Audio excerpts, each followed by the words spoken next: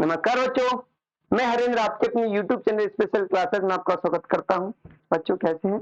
उम्मीद करता हूं बहुत ही अच्छे होंगे और एकदम बिंदास होंगे। ठीक है, अब देखिए मैं यहाँ पे आपको 10th क्लास का फर्स्ट चैप्टर मैंने स्टार्ट किया था रियल नंबर, तो एक वीडियो में डाल चुका हूँ।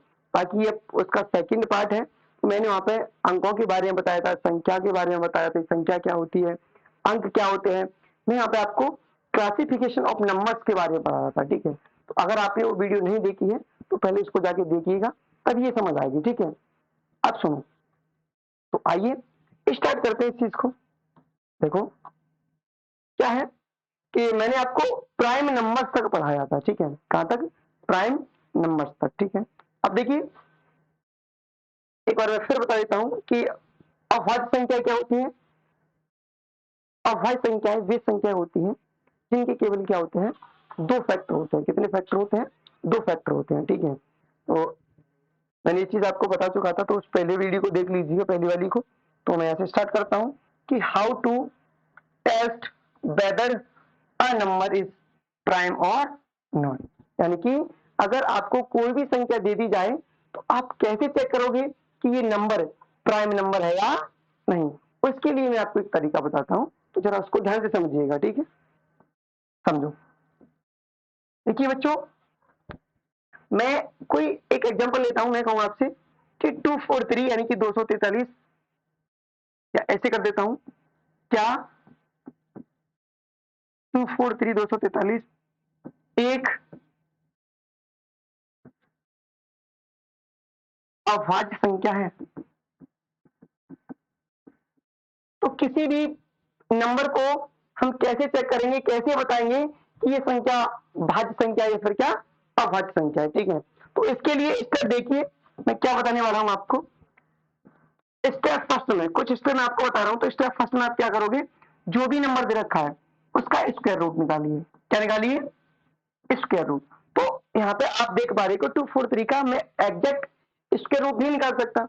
आपको एग्जैक्ट नहीं निकालना है, एग्जैक्ट नहीं निकालना है, आपको अप्रोक्सीमेट निकालना है। समझ रहे हो? अब देखिए अप्रोक्सीमेट कैसे निकालेंगे। आपको जो नंबर दे रखा है, जैसे कि 243 दे रखा है, इससे छोटा परफेक्ट स्क्वायर नंबर देखिए, आप कहोगे 225 यानी कि 225। तो इसका वर्गमूल कितना होता है? 15। क्या होता है? 15। ठीक है, अब देखिए इसमें आपको क्या करना है, जो भी आपने अप्रोक्सीमेट इसका वो निकाला स्क्वायर रूट, तो आप क्या करोगे, उसमें एक ऐड कर दीजिए। क्या कर दीजिए? एक ऐड कर दीजिए, तो ये हो जाएगा 16 यानी कि 16। अब सेकंड स्टेप में आप क्या करोगे, स्टेप सेकंड में आप क्या करोगे कि 16 से छोटे जितने भी प्राइम नंबर्स हैं उन सबको लिख लीजिए। जितनी भी ज्यादा संख्या उसको लिख लीजिए। तो पहली अभाज्य संख्या है 2, 3, 5, 7 और आपका 11 और क्या 30। अब जरा ध्यान से समझो, एक मैंने ऐड किया, मुझे 16 प्राप्त हुआ, तो मैंने क्या किया कि सेकंड स्टेप में 16 से छोटी सभी अभाज्य संख्याएं मैंने लिख ली। अब मैं क्या करूंगा, इन अभाज्य संख्याओं से एक एक करके मैं डिवाइड करके चेक करता हूं कि 243 में किसी भी प्राइम नंबर से अगर भाग जाएगा तो फिर ये एक प्राइम नंबर नहीं होगा, अभाज्य संख्या नहीं होगी, फिर क्या होगी, आपकी भाज्य संख्या होगी। तो आइए मैं इसको चेक करता हूं। अगर मैं 2 से डिवाइड करने की बात करूं तो जरा ध्यान समझो, 2 से डिवाइड करूंगा, डिवाइड 243 नहीं होगा। 3 से डिवाइड करूंगा तो जरा ध्यान से देखो, 4 और 3 7 और 7 2 9, यानी कि 3 का डिविजिबिलिटी रूल क्या कहता है कि अगर मुझे कोई संख्या 3 से डिवाइड करनी है, मुझे चेक करना है कि पूरी पूरी डिवाइड हो रही है या नहीं हो रही है, तो आप क्या करोगे कि उसके अंकों का योग कीजिए। अगर उसके अंकों का योग 3 से डिवाइड हो रहा है तो वो संख्या भी क्या होगी बच्चों, 3 से पूरी पूरी क्या होगी, डिवाइड होगी। ठीक है, डिविजिबिलिटी रूल एक और मैं आपको सारे कंसेप्ट बता दूंगा कि 2 से 2 का डिविजिबिलिटी रूल क्या कहता है, 3 का क्या कहता है, 4 का क्या कहता है, 5 का क्या कहता है, 11 का क्या कहता है, तो सारे के सारे मैं आपको क्या कर दूंगा, बता दूंगा। ठीक है, तो देखिए ये 3 से अगर डिवाइड हो रहा है, अगर ये संख्या 3 से डिवाइड हो रही है तो इसका मतलब आप यही कह दोगे कि फिर ये एक प्राइम नंबर नहीं है। तो मैं स्टेप थर्ड में क्या लिख दूंगा, 243 3 से क्या है, विभाज्य है। क्या है बच्चों, विभाज्य है। तो मैं लिख दूंगा इसीलिए क्या हो जाएगा, 243 एक अभाज्य संख्या नहीं है, नहीं है। ठीक है बच्चों, उम्मीद करता हूं आपको ये चीज समझ आई होगी। एक और मैं क्वेश्चन ले लेता हूं, ठीक है, एक और क्वेश्चन ले लेते हैं हम लोग, ध्यान से समझो। एक और क्वेश्चन देखो, अगर मैं एक क्वेश्चन की बात करूं, जैसे मैं आपसे कहता हूं क्या 173 एक अभाज्य संख्या है, आप इसको चेक कीजिए, वीडियो को पॉज कीजिए और इसको चेक कीजिए। तो चेक करने के लिए मैंने आपको स्टेप बता दी है, एक बार चेक कर लीजिए। मैं इसको सॉल्व कर देता हूं। देखिए स्टेप फर्स्ट में मैं क्या करूंगा, स्टेप फर्स्ट में आपको क्या करना पड़ेगा, जो संख्या दे रखी है उसका स्क्वायर रूट निकालना पड़ेगा, क्या, अप्रोक्सीमेटली। ठीक है, अब जरा ध्यान से समझो, 173 से छोटा मुझे परफेक्ट स्क्वायर नंबर देखना है, पूर्ण वर्ग संख्या देखनी है, तो क्या होती है वो 169। क्या होती है 169। तो इसका 13 पॉइंट कुछ आएगा, क्या आएगा 13 पॉइंट कुछ आएगा। तो मैं केवल 13 ही लूंगा, यानी कि 30 नहीं लूंगा। फिर मैंने आपसे कहा कि जो भी नंबर यहाँ पे स्क्वायर रूट में निकाल रहा हूँ उसमें एक ऐड करूंगा तो ये हो जाएगा आपका 14। क्या हो जाएगा 14। सेकेंड स्टेप में बेटा क्या करोगे, सेकेंड स्टेप में, स्टेप सेकंड में आप क्या करोगे कि 14 से छोटे जितने भी प्राइम नंबर्स हैं उनको लिखोगे। तो देखिए 14 से छोटे आपके प्राइम नंबर्स हैं 2, 3, 5, 7, 11 और 13। ये आपके क्या है, 14 से छोटे क्या है, सभी प्राइम नंबर्स हैं। अब देखिए आप क्या करोगे, अगर मैंने कहा था आपसे कि अगर इन प्राइम नंबर में से किसी भी नंबर से अगर ये डिवाइड होता है तो फिर ये आपका प्राइम नंबर नहीं होगा। ठीक है, अगर डिवाइड नहीं हुआ तो फिर क्या होगा, प्राइम नंबर होगा बच्चों। अब मैं 2 से डिवाइड करता हूं तो 2 से भी डिवाइड नहीं होगा, 3 से डिवाइड करूंगा 7 3 10 और 11, 3 से भी डिवाइड नहीं होगा। अगर 5 का डिविजिबिलिटी रूल क्या कहता है कि किसी संख्या की लास्ट में अगर 0 है और 5 है तो वो संख्या क्या होती है, डिवाइड होती है। 0 नहीं है, 5 नहीं है, तो इससे भी डिवाइड नहीं होगा। 7 से चेक कीजिए, अगर मैं 7 से चेक करूंगा, आपको पता है, चेक कर लेता हूं क्या समस्या आ रही है। ठीक है, डिविजिबिलिटी रूल में आपको बता दूंगा, लेकिन अभी मैं भाग करके चेक करके आपको बता देता हूं। ये हो जाएगा 7 दूनी 14 हो जाएगा और यहाँ पे क्या बच जाएगा बच्चों, 3 बच जाएगा। ठीक है, तो ये भी डिवाइड नहीं हो रहा पूरा पूरा, अगर नहीं हो रहा तो इससे भी नहीं हो रहा। अब मैं 11 से चेक करता हूँ, डायरेक्टली चेक करके देख लेता हूँ। ठीक है, 11 1 11 बचा कितना, 6 बच गया। ठीक है, और तो बच कितने, 6 और 3 यानी कि 63। 11 से डिवाइड पूरा नहीं होगा। अगर मैं 13 की बात करता हूँ तो 13 से डिवाइड करूंगा इसको, तो जरा ध्यान से देखो, अगर मैं 13 से डिवाइड कर रहा हूँ तो यहाँ पे कितना बच जाएगा, 13 1 13 बचा कितना 4, यानी कि 43 बचेगा। और 13 से डिवाइड करूंगा तो एग्जैक्ट डिवाइड नहीं होगा। इसका मतलब 11 से भी डिविजिबल नहीं है और 13 से भी डिविजिबल नहीं है, यानी कि जो भी प्राइम नंबर मैंने ले रखे हैं उसमें से किसी भी संख्या से 173 बेटा डिविजिबल नहीं है। तो फिर मैं क्या कह दूंगा, स्टेप 3 में क्या डायरेक्टली आप लिख दो 173 एक क्या है, अभाज्य संख्या है। क्या है बेटा, अभाज्य संख्या है। ठीक है, तो इस तरीके से किसी भी प्राइम नंबर को चेक कर सकते हो, चाहे वो कितना भी बड़ा प्राइम नंबर हो। ठीक है, अब उम्मीद करता हूं आपको ये चीज समझ आई होगी। अब चलते हैं आगे। देखिए क्लासिफिकेशन ऑफ नंबर्स में मैंने प्राइम नंबर तक आपको पढ़ा दिया था और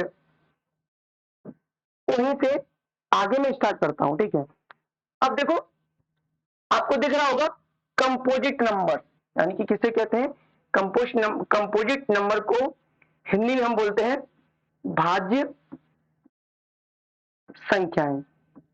क्या बोलते हैं बेटा, भाज्य संख्याएं। ठीक है, तो भाज्य संख्याएं क्या होती हैं, आप लोग देख पा रहे हो, natural numbers greater than 1, natural numbers greater than 1 which have more than 2 factors. कितने, two factors are called composite numbers. मैं आपको हिंदी में समझाता हूं, जरा ध्यान से समझिएगा। देखिए वो कह रहा है कि एक से बड़ी, लिख देता हूं आपके लिए, एक से बड़ी प्राकृतिक संख्याएं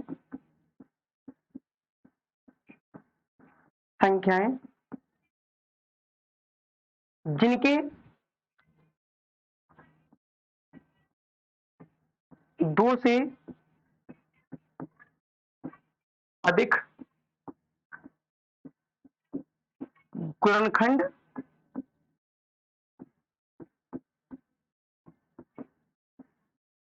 होते हैं। ठीक है, तो एक से बड़ी प्राकृतिक संख्याएं जिनके दो से अधिक क्या होते हैं बच्चों, गुणनखंड होते हैं। मैंने गुणनखंड और गुणज और गुणक के बारे में पिछली वीडियो में मैंने अच्छे तरीके से बताया है आपको, एक बार उसको जाके देख लीजिएगा। ठीक है, अब जरा ध्यान से समझो। तो इसका मतलब क्या है बेटा, यानी कि एक से बड़ी प्राकृतिक संख्या है। तो जब जैसे ही आप एक से बड़ी प्राकृतिक संख्या लिखोगे तो आप कहोगे सर एक से बड़ी प्राकृतिक संख्या तो दो भी होती है, आप कहोगे तीन भी होती है, आप कहोगे चार भी होती है, आप कहोगे पांच भी होती है और आप कहोगे छह भी होती है। यानी कि ऐसे डॉट डॉट आगे चलता जाएगा। बेटा अभी जो मैंने यहाँ पे कुछ लिख रखा है वो सभी की सभी भाज्य संख्या नहीं है, मैंने तो एक से बड़ी सभी प्राकृतिक संख्या लेनी यानी कि ली है यहाँ पे। तो मैं आपको बताने जा रहा हूं इसमें कि कौन सी संख्या बेटा भाज्य होगी और कौन सी अभाज्य होगी। अभाज्य मैंने पीछे बता दिया है आपको। तो जरा ध्यान से समझो, मैं दो से अधिक फैक्टर की बात कर रहा हूं। तो देखिए इस अगर मैं दो की बात करूं तो इस दो के केवल दो ही फैक्टर हैं, एक तो एक है और एक क्या है, दो है। तो इसका मतलब ये क्या है, ये एक भाज्य संख्या नहीं है, इसलिए क्या है, अभाज्य संख्या है। ठीक है, तो ये भाज्य संख्या नहीं होगी। अगर मैं इसकी बात करूं तो ऐसे ही अगर तीन के फैक्टर करूं, आप कहोगे इसका फैक्टर एक तो एक हो जाएगा, क्या हो जाएगा, तीन हो जाएगा। इनके अलावा इन दोनों के अलावा इसका कोई फैक्टर नहीं है, तो फिर ये क्या हो जाएगा, ये भी क्या हो जाएगी बच्चों, भाज्य संख्या नहीं होगी, क्या हो जाएगी, अभाज्य संख्या हो जाएगी। अभाज्य संख्या में क्या होता है, जिस नंबर के केवल दो फैक्टर हैं वो आपकी क्या कहलाएगी, अभाज्य संख्या। और जिसके दो से अधिक फैक्टर है बेटा वो क्या कहलाएगी, आपकी भाज्य संख्या। अब जरा ध्यान से समझो, अगर मैं फोर की बात कर रहा हूं तो फोर के फैक्टर की बात करूं तो एक तो एक हो जाएगा, दो हो जाएगा और क्या हो जाएगा, चार हो जाएगा। देखो यही चीज तो मैंने डेफिनेशन बताई है आपको कि एक से बड़ी प्राकृतिक संख्याएं जिनके दो से अधिक क्या होते हैं बेटा, गुणनखंड होते हैं। तो दो से अधिक गुणनखंड है या नहीं, यहाँ पे तो तीन है, इनके कितने हैं, तीन है। तो इसका मतलब क्या है कि चार एक क्या है बेटा, भाज्य संख्या है, क्या है, भाज्य संख्या है। ऐसे ही अगर मैं पांच की बात करता हूं तो पांच का एक तो एक फैक्टर हो जाएगा, एक क्या हो जाएगा, पांच हो जाएगा। ठीक है, फिर ये भाज्य संख्या नहीं है। अगर मैं सिक्स की बात करता हूं, एक तो एक हो जाएगा, एक दो हो जाएगा, एक तीन हो जाएगा और एक क्या हो जाएगा, छह हो जाएगा। क्या हो जाएगा, छह हो जाएगा बच्चों, क्या हो जाएगा, छह। ठीक है, तो आप लोग देख पा रहे हो इसके दो से क्या है, अधिक फैक्टर है, दो से क्या है, अधिक फैक्टर है। अगर अधिक फैक्टर है तो बच्चों ये भी क्या हो जाएगी, आपकी हो जाएगी भाज्य संख्या। ठीक है, अब जरा ध्यान से समझो, मैं एक साथ सबको लिख देता हूं, भाज्य संख्याओं को लिख देता हूं, जरा ध्यान से समझिएगा। समझो बच्चों, ठीक है, देखो अगर मैं बेटा बात करता हूं इसकी, तो पहली भाज्य संख्या चार, छह, आठ, नौ, दस, 12, 14 और 15, ऐसे ये क्या होगा बेटा, चलता जाएगा। क्या होगा, आगे आगे चलती जाएंगी, क्योंकि अगर प्राकृतिक संख्याएं अनंत है, संख्याएं अनंत है, तो फिर ये भी क्या होगा, भाज्य संख्या भी क्या हो जाएगी, अनंत हो जाएंगी, यानी कि ऐसे ही आगे चलती जाएंगी। ठीक है, अब देखो ध्यान से, आपसे कोई पूछेगा क्या, आपसे इस फोर के बारे में पूछेगा, फोर के बारे में कैसे क्वेश्चन करेगा आपसे, जरा ध्यान से समझो। आपसे कह देगा, क्या कह देगा, समझ लो, सबसे छोटी भाज्य संख्या, क्या बच्चों, भाज्य संख्या आप क्या कहोगे, क्या है, 4 है, क्या है, 4 है। देखो सबसे छोटी भाज्य संख्या, या पर दूसरी तरीके से ऐसे कह देगा कि सबसे छोटी सम भाज्य संख्या, अगर सम भाज्य संख्या की बात करें फिर भी क्या होगा बेटा, 4 ही होगा, ठीक है, क्योंकि 4 एक क्या होती है, सम संख्या होती है, ठीक है। तो सम संख्याओं के बारे में, विषम संख्याओं के बारे में मैंने फर्स्ट वीडियो में अच्छे तरीके से बताया है आपको, अच्छे तरीके से, ठीक है। अब जरा ध्यान से समझो बेटा। और दूसरा क्वेश्चन आपसे क्या पूछेगा, दूसरा क्वेश्चन आपसे ये पूछेगा कि किसके बारे में पूछेगा, आपको दूसरा क्वेश्चन इसके बारे में पूछेगा। क्या पूछ लेगा, सबसे छोटी विषम भाज्य संख्या, क्या बेटा, विषम भाज्य संख्या। तो सबसे छोटी विषम भाज्य संख्या क्या हो जाएगी, अगर कोई आपसे पूछता है तो आप उसको बता दीजिए क्या हो जाएगी, 9 हो जाएगी बच्चों, 9 हो जाएगी, ठीक है। अब आप लोग देख पा रहे हो कि सबसे छोटी विषम भाज्य संख्या 9 क्यों है, क्योंकि अगर 9 से पहले आप जितने भी नंबर्स आप देख पा रहे हो, 4 को देख पा रहे हो, 6 को देख पा रहे हो, 8 को देख पा रहे हो, ये सभी की सभी संख्याएं क्या है, सम संख्या है, क्या है बेटा, सम संख्या है। और देखिए, और इस 9 से पहले कोई भी विषम भाज्य संख्या नहीं है, या विषम संख्या नहीं है। आप लोग देख पा रहे हो 9 से, अगर मैं इस तरफ जाता हूं तो 9 से जितनी भी विषम संख्याएं मिलेंगी वो 9 से बड़ी ही मिलेंगी, क्या मिलेंगी, बड़ी मिलेंगी, ठीक है बच्चों। तो ध्यान से देखिए, समझ लीजिएगा, आपको ये चीज कोई भी पूछ सकता है कि सबसे छोटी विषम भाज्य संख्या, तो आप क्या कहोगे, 9, ठीक है। अच्छा, आपको ये सारी की सारी चीजें क्या होंगी बच्चों, क्लियर हुई होंगी। अब मैं आपको एक चीज और बताता हूं, जब मैंने भाज्य संख्याओं के बारे में बताया था तो मैंने आपको ये चीज बताई थी कि अभाज्य संख्या, सॉरी अभाज्य संख्याओं के बारे में बताया था। अभाज्य संख्याएं यानी कि एक से बड़ी वे प्राकृतिक संख्याएं जिनके केवल 2 फैक्टर होते हैं, ठीक है। अगर 2 फैक्टर है तो वो संख्या क्या कहलाती है, अभाज्य संख्या कहलाती है, ठीक है। तो मैंने वहां पे अभाज्य संख्याओं के बारे में थोड़ा सा आपको बता देता हूं, जरा ध्यान से समझिएगा। मैं उसको यहां पर ले लेता हूं, देखो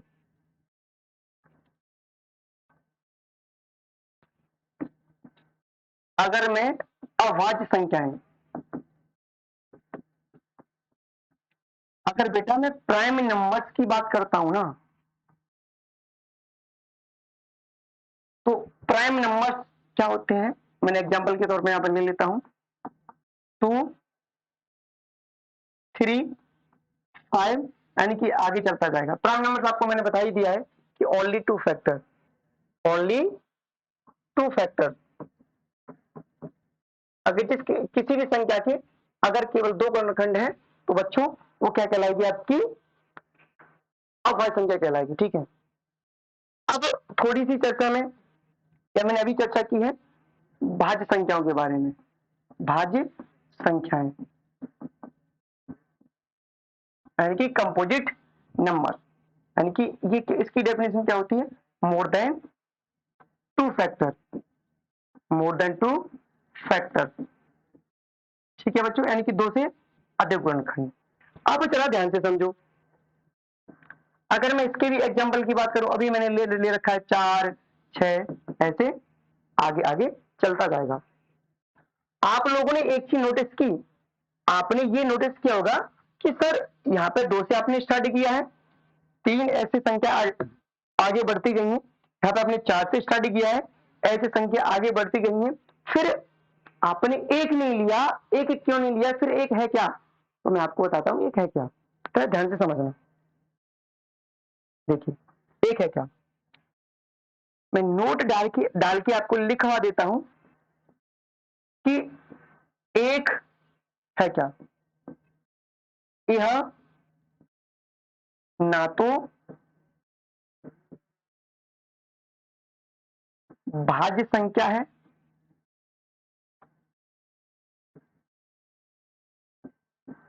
और ना ही अभाज्य संख्या है। क्यों नहीं है बच्चों, ना तो भाज्य है और ना ही अभाज्य है, ठीक है। क्यों नहीं है? क्योंकि ये जो 1 है ना, वो किसी भी कंडीशन को फॉलो नहीं कर रहा है, ना तो ओनली 2 फैक्टर को फॉलो कर रहा है और ना ही मोर देन 2 फैक्टर्स को फॉलो कर रहा है। क्योंकि अगर मैं इसके फैक्टर की बात करूं तो बेटा केवल इसका एक ही फैक्टर है, वो क्या है? इकलौता 1 है। क्या है? इकलौता 1 है, ठीक है। तो ना तो इसके 2 फैक्टर हैं और ना इसके 3 फैक्टर हैं, इसलिए मैं इसको ना तो भाज्य कहूंगा और ना ही क्या कहूंगा? अभाज्य कहूंगा। ठीक है बच्चों, उम्मीद करता हूं ये चीज आपको समझ आई होगी, ठीक है। अब देखिए आगे चलते हैं। तो इसके बारे में मैंने आपको समझा ही दिया, आपसे यही पूछेगा, ठीक है। अब जरा आगे समझो। आप लोग देख पा रहे हो, आप लोग क्या देख पा रहे हो कि को प्राइम नंबर्स, को प्राइम नंबर्स बेटा, तो इसको हिंदी में बोलते हैं सह अभाज्य संख्याएं। क्या बोलते हैं बेटा? सह अभाज्य संख्याएं। समझो ध्यान से क्या कह रहा है। अच्छा, सह अभाज्य संख्याओं का मतलब, यानी कि सह का मतलब होता है 7, यानी कि ये आपको पेयर में मिलेंगे। ऐसी 2 संख्याएं, वो बोल भी रखा है, 2 numbers are said to be co-prime if their HCF is 1, यानी कि ऐसी 2 संख्याएं जिनका मासा क्या होता है? 1 होता है। मैं आपको पहले समझा देता हूं। चलो मैं यहीं पे समझा देता हूं आपको, हिंदी में लिख देता हूं।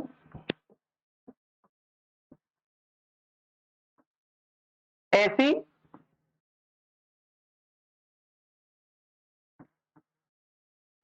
ऐसी 2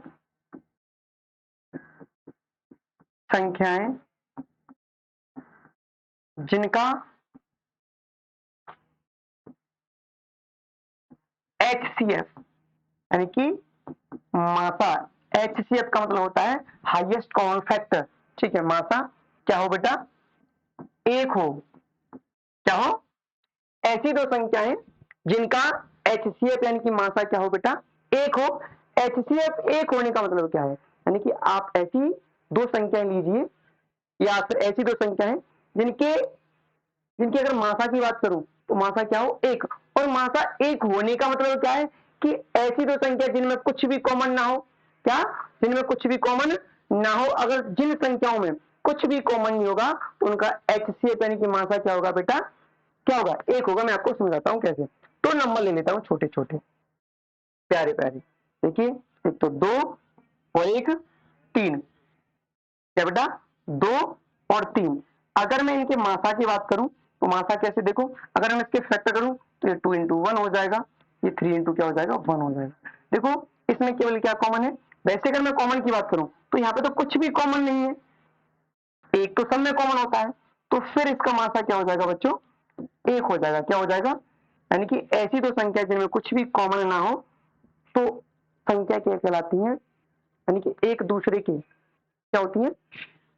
को प्राइम होती है, से अभाज्य संख्या होती है। तो मैं अगर एग्जांपल के तौर पर लिखूं तो इस नंबर को भी मैं लिख सकता हूं, ठीक है। 2 और 3 को समझाता हूं आपको। देखिए, अगर मैं एग्जांपल की बात कर रहा हूं बच्चों, तो जैसे मैं कहूं आपसे 4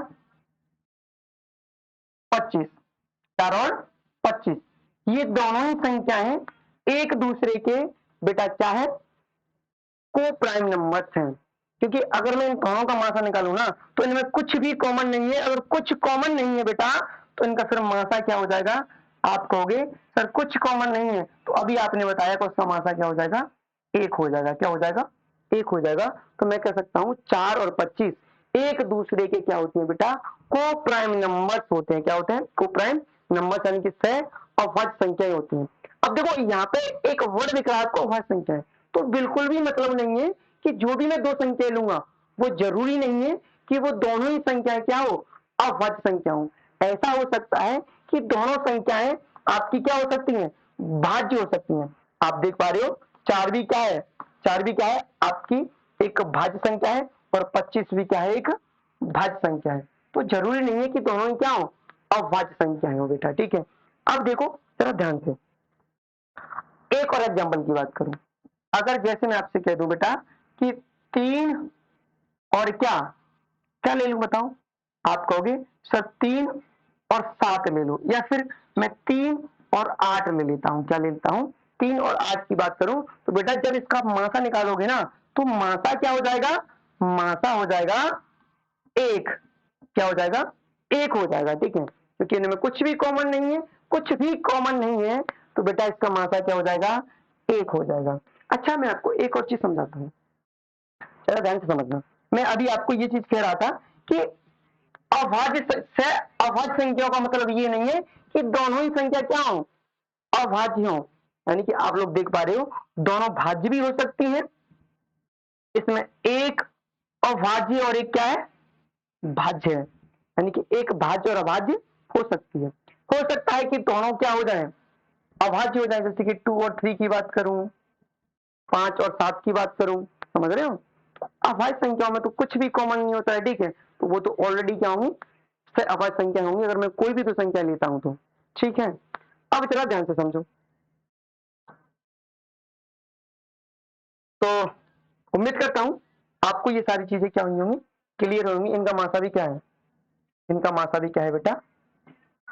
1 है, ठीक है। अब चलते हैं हम लोग आगे। अगर आगे की बात करूं तो आप लोग देख पा रहे हो, क्या देख पा रहे हो कि twin prime number, twin prime numbers क्या होते हैं बेटा? इनको हम हिंदी में बोलते हैं अभाज्य जुड़वा संख्याएं, या अभाज्य जोड़े भी बोलते हैं, ठीक है। तो इसका मतलब क्या है? टू प्राइम नंबर्स, इसमें बोल रखा है टू प्राइम नंबर्स, दोनों ही क्या होंगे? प्राइम नंबर्स होंगे बेटा। क्या होंगे? प्राइम नंबर्स होंगे, नहीं कि अभाज्य संख्या ही होंगी, दोनों ही, ठीक है। Two prime numbers whose difference is 2 are called twin prime numbers। मैं आपको इसकी हिंदी भी लिख देता हूं, जरा समझिए ध्यान से। ऐसी दो अभाज्य संख्याएं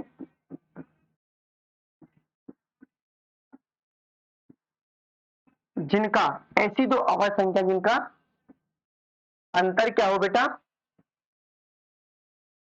2 हो। क्या हो? अंतर 2 हो। अंतर क्या हो? 2 हो। एग्जाम्पल के तौर पर मैं आपको बताता हूं, समझिएगा। अगर मैं एग्जाम्पल की बात करूं बेटा, तो आप लोग को मैं एक एग्जाम्पल देता हूं। जैसे मैंने कहा ऐसी दो अभाज्य संख्या में मुझको दोनों ही अभाज्य संख्याएं लेनी है और उनका अंतर क्या हो? 2 हो, ठीक है। तो आप कहोगे सर 3 और 5 ले लीजिए, ठीक है। आप कहोगे सर दोनों ही अभाज्य संख्या हैं और इनका अंतर भी क्या है? 2। देखो, अंतर का मतलब क्या होता है? अंतर का मतलब बेटा ये होता है कि अंतर का मतलब होता है बड़ी संख्या में से छोटी संख्या को क्या करना? घटाना। ये क्या होता है? आपका अंतर होता है। क्या होता है? अंतर होता है, ठीक है बच्चों। अब जरा ध्यान से समझो। देखिए, अगर मैं एक और अभाज्य जोड़े की बात करूं, ट्विन प्राइम नंबर्स की बात करूं, तो जरा ध्यान से समझो। आप कहोगे 3 और 5, आप कहोगे सर 5 और 7 भी ले लो, क्योंकि इनका अंतर भी क्या है बेटा? 2 है। क्या है? आप कहोगे सर 11 और 13 भी ले लो। क्यों? मैंने कहा क्यों? सर आप कहोगे सर इनका अंतर भी क्या है? 2 है। आप कहोगे नहीं सर, आप 17 और 19 भी ले लो, इनका भी अंतर क्या है? 2 है। समझ रहे हो? तो ये सभी के सभी आप जोड़े देख पा रहे हो, तो ये सभी के सभी जोड़े आपके क्या है? अभाज्य जोड़े हैं। क्या है? अभाज्य जोड़े हैं। समझ रहे हो? अब मैं यहाँ पे एक क्वेश्चन आपके लिए लिख देता हूं, होमवर्क कीजिएगा इसको, ठीक है। समझाता हूं, मैं लिख देता हूं यहाँ पे क्वेश्चन। देखिए, 1 से 100 तक कितने अभाज्य जोड़े होते हैं? ठीक है। होमवर्क कीजिएगा इससे, एक बार घर पे कीजिएगा। तो मैं आपको बता भी देता हूं, अगर कितने आवाज जोड़े की बात हो रही है तो ये 1 से 100 तक, अगर 1 से 100 तक की बात कर रहा हूं तो आपके 8 आवाज जोड़े होते हैं। कितने होते हैं आवाज जोड़े? 8 होते हैं। कितने होते हैं बेटा? 8 होते हैं। ठीक है, तो आप चेक कर लीजिएगा। 4 तो मैंने लिख ही दी है, आप 4 को चेक कीजिएगा। ठीक है, तो आगे चलते हैं। उम्मीद करता हूँ आपको समझ आ रहा होगा। अगर बच्चों आपको ये समझ आ रहा है ना तो वीडियो को लाइक कीजिए। अगर पहली बार आप इस वीडियो को देख रहे हो तो चैनल को सब्सक्राइब भी कीजिए और बाकी बच्चों शेयर भी कीजिए। ठीक है, अब देखिए लाइक करने से कुछ नहीं मिलेगा हम लोगों को, लेकिन हम लोग थोड़ा क्या रहते हैं, मोटिवेट रहते हैं और आपके लिए बेहतरीन कंटेंट लेके आऊंगा मैं, बेहतरीन तरीके से। आप कहोगे उस मैथ को खत्म करवा दूंगा मैं। अभी फिलहाल अगर किसी को, जैसे फिलहाल तो मेरा प्लान ये है कि मैं एनसीईआरटी ही खत्म कराऊं, और बाकी अगर आपको कोई दूसरा मैथ खत्म करवाना है या फिर दूसरे मैथ स्टार्ट करवाना है, क्योंकि अभी तो बेसिक चल रहा है, अगर दूसरा मैथ आपको खत्म करवाना है यानी कि एनसीईआरटी की जगह अगर आपको कोई दूसरा मैथ चलवाना है तो आप क्या करोगे, मुझे कमेंट में बता दो। किसमें? कमेंट में। ठीक है, तो समझिए आगे चलते हैं। आगे क्या है वो चीज समझिए, क्योंकि अभाज्य जुड़वा संख्या आपको अच्छी तरीके से क्लियर हो गई होंगी बच्चों। अब देखो होल नंबर्स की बात करता हूं मैं। किसकी? होल नंबर्स की बेटा। अगर मैं होल नंबर्स की बात करूं तो जरा ध्यान से समझिएगा। होल नंबर्स को हम हिंदी में बोलते हैं पूर्ण संख्याएं। क्या बेटा? पूर्ण संख्याएं। ठीक है, अब देखो पूर्ण संख्या क्या होती है। ये कह रहा था extended set of natural numbers in which zero is also included is called as the set of whole number. समझाता हूं मैं इसका मतलब क्या है। देखिए इसका मतलब कुछ नहीं है, इसका मतलब सीधा सा ये है, वो आपसे कह रहा है कि नेचुरल नंबर्स में, यानी कि नेचुरल नंबर्स में, इसमें बेटा नेचुरल नंबर के सेट में आप जीरो को ऐड कर दो। अगर आप जैसे ही जीरो को ऐड कर दोगे तो बेटा ये आपका किसका सेट बन जाएगा? होल नंबर्स का, यानी कि पूर्ण संख्याओं का क्या बन जाएगा? सेट बन जाएगा बेटा। क्या बन जाएगा? पूर्ण संख्याओं का सेट बन जाएगा। ठीक है, अब देखो एक और चीज मैं आपको बता दूं कि पूर्ण संख्याओं को हम किससे प्रदर्शित करते हैं? डब्ल्यू से क्या करते हैं बेटा? प्रदर्शित करते हैं। ठीक है, डब्ल्यू से। तो जैसे ही आप नेचुरल नंबर्स में जीरो को ऐड करोगे तो वो आपका जो सेट बन जाएगा ना बेटा, वो सेट बन जाएगा आपका होल नंबर्स का, यानी कि पूर्ण संख्याओं का। अब जरा ध्यान से समझना, नेचुरल नंबर्स क्या होते हैं मैं आपको अच्छे तरीके से बता चुका हूं कि पिछली वीडियो में कि नेचुरल नंबर्स क्या होते हैं। आप कहोगे कि नेचुरल नंबर्स सर एक से स्टार्ट होते हैं, यानी कि काउंटिंग नंबर्स, जितने भी काउंटिंग नंबर्स हैं वो सभी के सभी क्या होते हैं बेटा? नेचुरल नंबर्स होते हैं। ठीक है, तो 1 2 3 4 5 बेटा कहां तक? अनंत तक। कहां तक? अनंत तक। बात समझ आ रही नहीं आ रही है? यानी कि ये कहां तक? अनंत तक। तो ये जो आपका सेट है वो किसका है? नेचुरल नंबर्स का। और उन्होंने कहा कि इस सेट में आप जीरो को ऐड कर दोगे तो फिर आपका ये क्या बन जाएगा? आपका ये बन जाएगा पूर्ण संख्याओं का सेट। किसका बन जाएगा? पूर्ण संख्याओं का क्या बन जाएगा बच्चों? सेट बन जाएगा। ठीक है, तो मैं लिख देता हूं कि फिर पूर्ण संख्याओं का जो सेट होगा वो क्या हो जाएगा? डब्ल्यू बराबर क्या हो जाएगा? 0 1 2 3 4 5 कहां तक बेटा? ठीक है, कहां तक? अनंत तक। बात समझ आई या नहीं आई? बिल्कुल समझ आई होगी। अब जरा ध्यान से समझना, आपसे कोई क्या पूछ लेगा? आपसे पूछ लेगा कि सबसे छोटी पूर्ण संख्या, तो बेटा आप क्या कहोगे? सबसे छोटी यही तो है, तो सबसे छोटी पूर्ण संख्या क्या हो जाएगी बेटा? जीरो हो जाएगी। क्या हो जाएगी? जीरो। लिखना चाहो तो लिख लो, सबसे छोटी पूर्ण संख्या हो जाएगी जीरो हो जाएगी। अच्छा, मैंने जीरो के बारे में आपको ये चीज बताई थी जब मैंने फर्स्ट वीडियो में कि जीरो एक, अगर कुछ याद हो आपको कि, तो मैं पूछ लेता हूं कि जीरो एक सम संख्या या विषम संख्या? अगर आपने वीडियो देखी होगी तो अच्छी तरीके से मैंने इसको बताया था कि जीरो एक सम संख्या है, और एक सम संख्या है तो क्यों सम संख्या है, मैंने ये प्रूव करके भी आपको बताया था। ठीक है, तो ये क्या होता है? आपका होल नंबर्स का क्या होता है बेटा? सेट होता है। तो अगर मैं आगे की बात करता हूं तो ये होल नंबर्स हो गया आपका। अब देखिए आगे, अगर आगे की मैं बात करूं बेटा, तो ये क्या होता है आपका इंटीजर्स। क्या होगा ये? हाँ, देखिए अगर मैं इसकी बात करूं तो इंटीजर्स, इंटीजर्स को बेटा हिंदी में क्या बोलते हैं? पूर्णांक बोलते हैं। क्या बोलते हैं? पूर्णांक बोलते हैं। तो इसको आई और जेड दोनों से क्या करते हैं? इसको प्रदर्शित करते हैं। अब जरा ध्यान से देखो, देखिए क्या कह रहा है, extended set of whole numbers in which negative integers are also included is known as the set of integers. अब मैं समझाता हूं आपको देसी भाषा में, समझिए।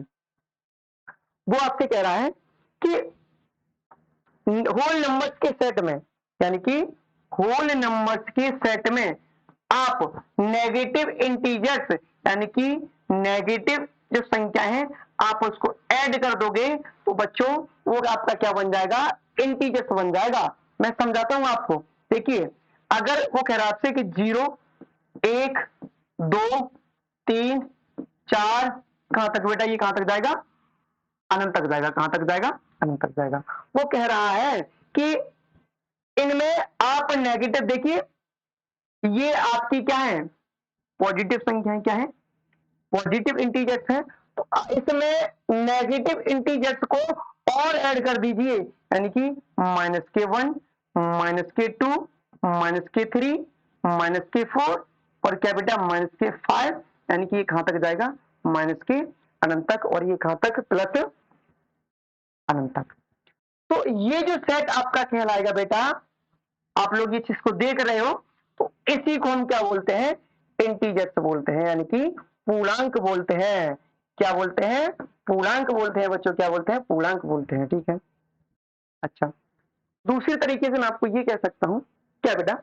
जरा ध्यान से समझो, उम्मीद करता हूं ये चीज समझ आई होगी। मैं आगे समझाता हूं आपको, समझिएगा। जैसे वो क्या कह रहा है पता है? देखिए मैं इसको हटा देता हूं, समझिए ध्यान से। इसका भी मैं नंबर लाइन्स पर इसका क्लासिफिकेशन भी करूंगा, तो समझिए ध्यान से। ठीक है, देखो बच्चों,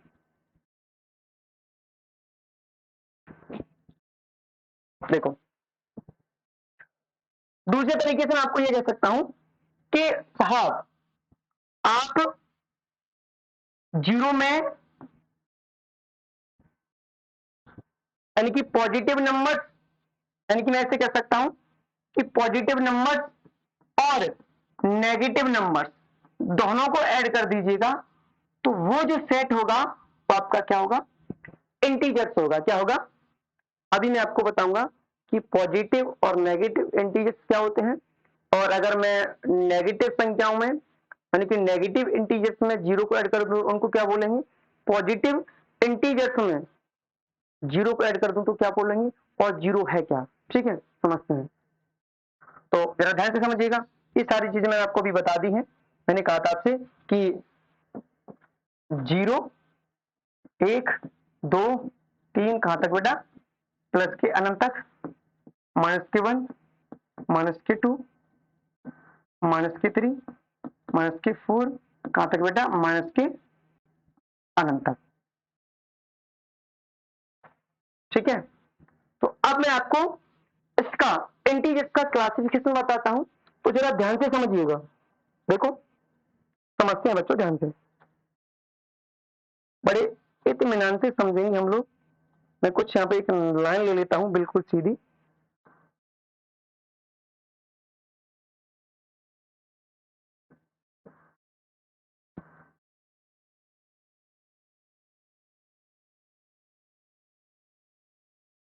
इसको और थोड़ी बड़ी सी करता हूं बच्चों। ठीक है, अब जरा ध्यान से समझो बेटा। ये जो लाइन दिख रही है ना, इसको हम बोलते हैं,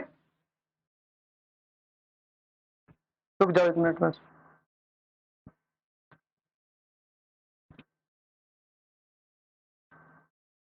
इसको बेटा हम बोलते हैं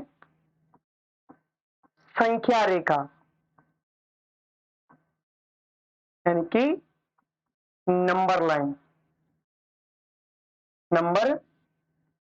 लाइन बोलते हैं बच्चों। ठीक है, थोड़ा सा मैं इसको ले लेता हूं इधर।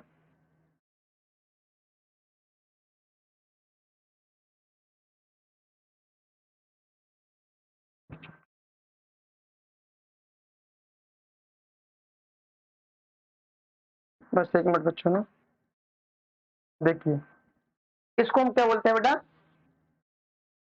नंबर लाइन बोलते हैं।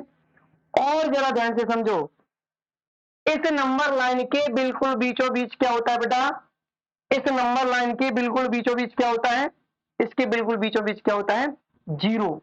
क्या होता है, जीरो होता है बच्चों। क्या होता है, जीरो। अगर बेटा मैं जीरो के इस तरफ चलूं, तो अगर मैं जीरो के लेफ्ट साइड चलूंगा, बाईं ओर चलूंगा, तो संख्याएं नेगेटिव होंगी। कैसी होंगी, नेगेटिव होंगी। अगर मैं जीरो के दाईं ओर चलता हूं, तो बच्चा संख्या कैसी होती है, पॉजिटिव होती है बच्चों। कैसी होती है, पॉजिटिव होती है। तो जरा ध्यान से समझना, अगर मैं इसकी बात करता हूं, तो यहाँ पे एक हो जाएगा, यहाँ पे दो हो जाएगा, यहाँ पे तीन हो जाएगा, यहाँ पे चार हो जाएगा, और यहाँ पे क्या होगा, पांच होगा। यानी कि ऐसे ही संख्याएं क्या होंगी बेटा, आगे चलती जाएंगी। तो ये कहां तक जाएंगी बेटा, प्लस अनंत तक जाएंगी। यानी कि अगर मैं जीरो के राइट साइड की बात करूं, तो संख्या कैसी होती है बेटा, पॉजिटिव होती है। कैसी होती है, पॉजिटिव होती है।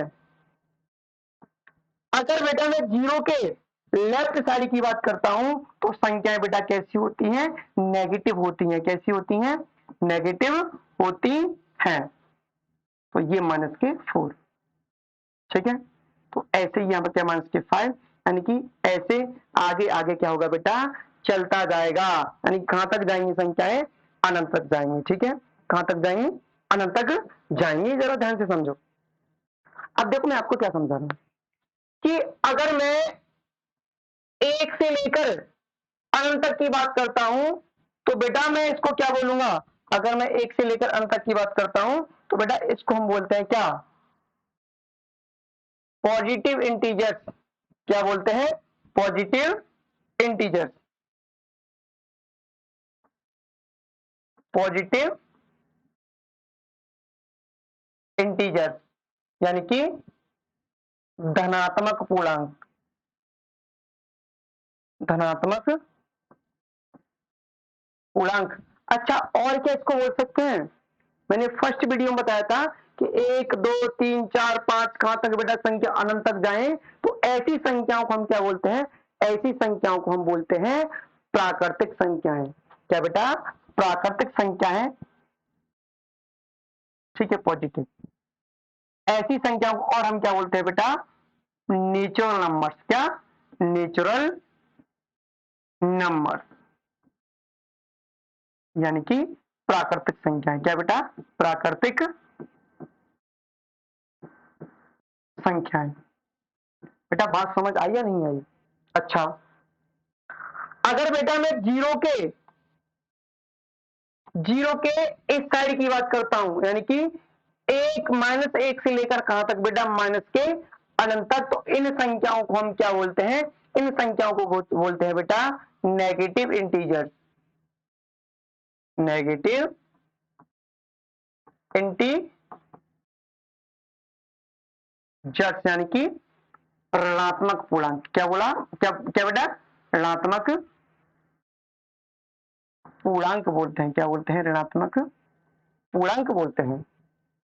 अब जरा बेटा और ध्यान से समझो, थोड़े और गहराई में चलते हम लोग।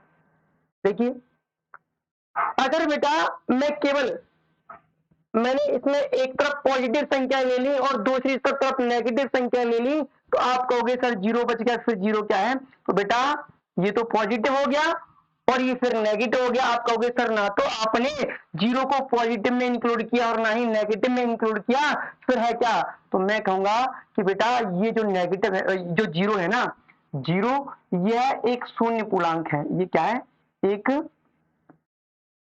शून्य पूर्णांक है बेटा। क्या है, शून्य पूर्णांक। क्या,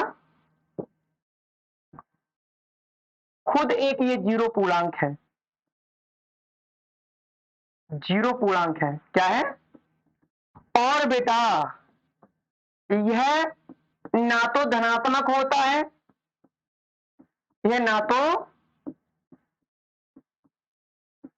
धनात्मक होता है और ना ही बेटा ये ऋणात्मक होता है, ऋणात्मक होता है। ठीक है बेटा, ये ना तो धनात्मक होता है और ना ही क्या होता है, ऋणात्मक होता है। अब जरा ध्यान से समझो। तो सर फिर क्या, देखिए आगे मैं क्या करता हूं, एक खेल खेलते हैं, समझिए। इस रंग से खेलते हैं, ठीक है, इस वाले से खेल लेते हैं, ठीक है। अब देखो, तो बेटा अगर मैं जीरो को पॉजिटिव इंटीजर्स में यानी कि नेचुरल नंबर्स में ऐड कर दूं या पॉजिटिव इंटीजर्स में ऐड कर दूं, तो बेटा इसको हम क्या बोलते हैं, इसको हम बोलते हैं क्या, non negative integers, non negative integers. क्या यानी कि, अच्छा, और इनको क्या बोलते हैं हिंदी में, मैं लिख देता हूं, मैं ऊपर लिख देता हूं हिंदी में, गैर धनात्मक संख्या, सॉरी गैर ऋणात्मक संख्या। रुक जाइए बेटा,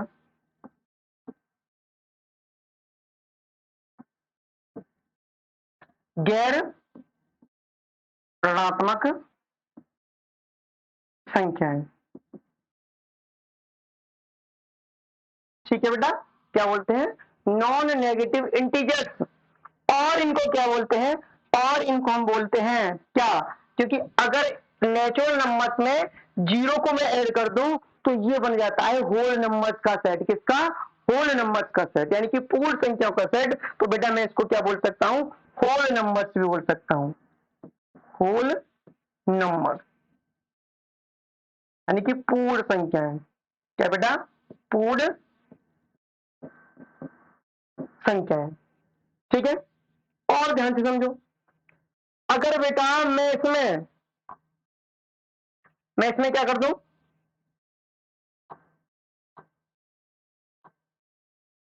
नेगेटिव इंटीजर्स में अगर मैं जीरो को इंक्लूड कर दूं बेटा, तो फिर हम इनको क्या बोलते हैं, इनको हम बोलते हैं बेटा non positive integer, non positive integer, यानी कि